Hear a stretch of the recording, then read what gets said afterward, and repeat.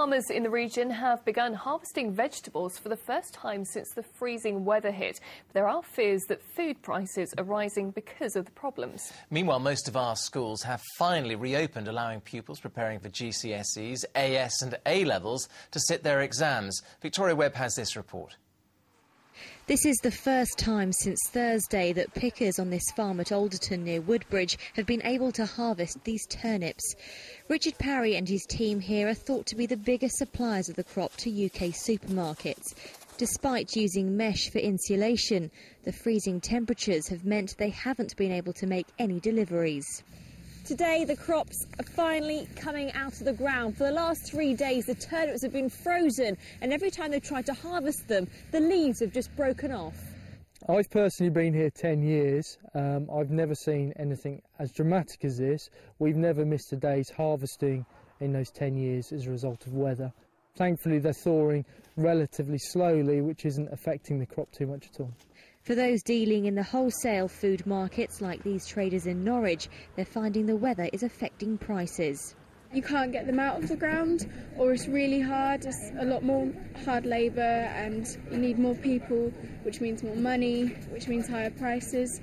So the average price has gone up 10, 20 pence more. As the crops begin to make it to supermarket shelves, the road conditions for delivery drivers remain difficult. Councils are still running low on salt and are relying on deliveries over the coming days. In Northamptonshire, their much-needed supplies are being diverted to other parts of the country.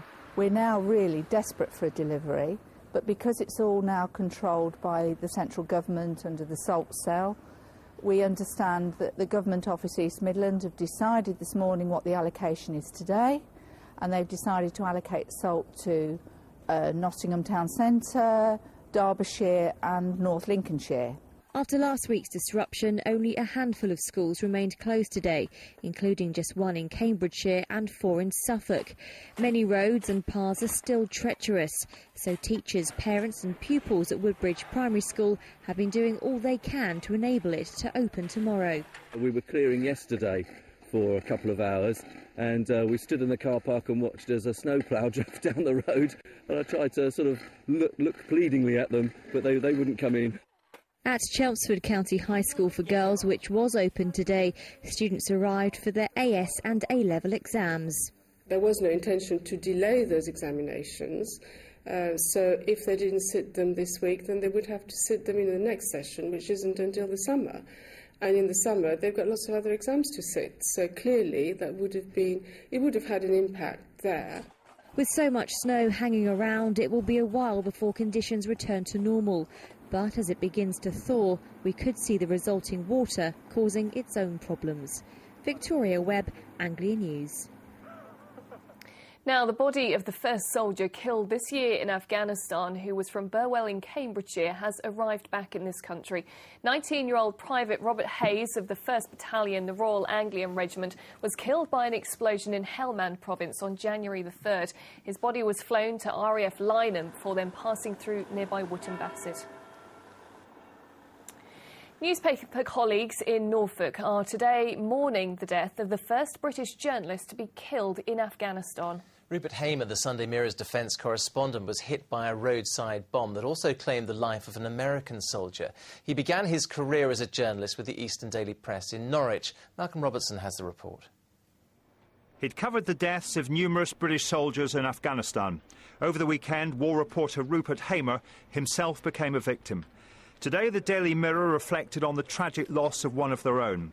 The Norfolk-born journalist who worked for its sister paper, the Sunday Mirror, was killed by a roadside bomb.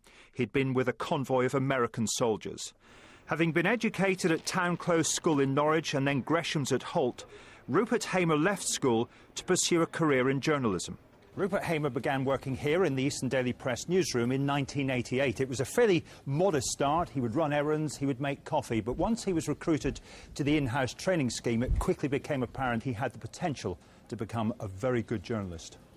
Paul Durrant was his boss in those days and says those humble beginnings stood him in good stead. It was a good way of learning his trade, so he learnt it from the bottom up, and he was one of the last people that I'm aware of that actually did that in that great tradition of journalists learning starting their career from the bottom up. He cut his journalistic teeth on various local newspapers within the EDP group. Former colleague Simon Stevens, who now works in the Suffolk Police Press Office, knew he would do well. I think it was obvious. He had this love of literature, he had this love of journalism. He was well read, he hoovered up information, and his writing was crisp from a very early stage, and it was clear he was going places. News of Rupert Hamer's death created a great sense of sadness in his old newsroom in Norwich. We all remember Rupert as just a wonderful character, very helpful, and now he turned into such a good journalist, a very brave journalist, and we're all in a state of shock. After leaving the EDP, he studied politics at university in Leeds. 12 years ago, he joined the Sunday Mirror, where he eventually became defence correspondent. Colleagues at the Mirror remember him as a well-respected reporter who built up a very good rapport with all sections of the army. He could talk to any of the soldiers or brigadiers, all ranks liked him, and that's borne out by the reaction we've had in the office today. Lots of people phoning in, majors, privates, people who he's met in various frontline situations. Rupert Hamer leaves a wife, Helen, and 3 young children. His body was flown back to Britain today. Malcolm Robertson, Anglia News. Well, stay with us here on ITV Anglia. Up next, all the news.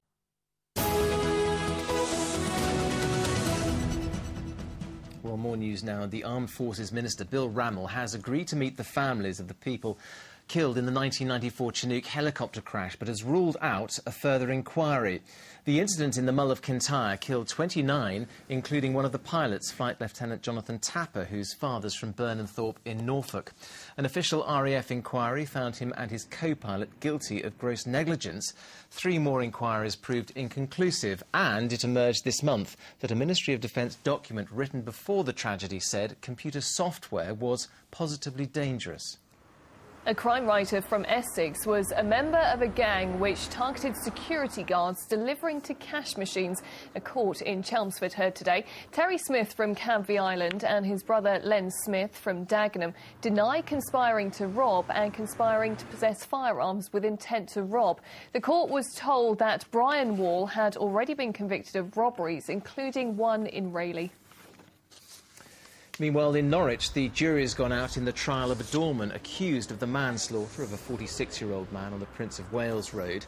Philip Ward died from a head injury outside of the Chicago Rock Cafe after being pushed over. Stephen Hopkins, who's 28, says he was acting in self-defence.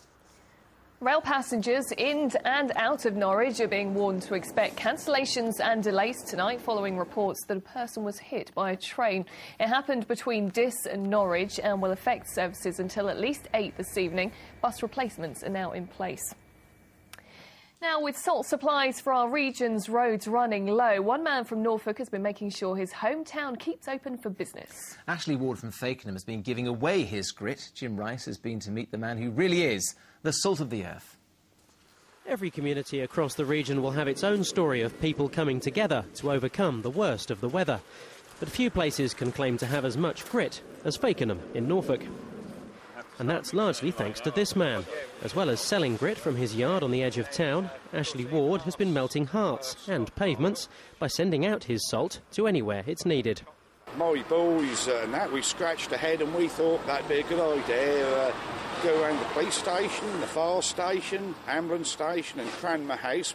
I'm afraid I'm a bit eccentric and old-fashioned sort of person, but, you know, that ain't all about take. Ashley bought 60 tonnes of salt way back in July. But how on earth did he know it was going to be cold? Well, it turns out he had a bit of advice from a wise friend. Well, my dear wife, she spotted 3 owls in one afternoon. Well, I mean, I aren't that well educated, you know, and that, but owls, they're only doing that for one reason, to store up food. Because they have a heck of a job in the snow. Given that no one actually asked Ashley to give his grit away, and given all the stories about lawsuits after accidents on gritted pavements, you might think Ashley would be worried.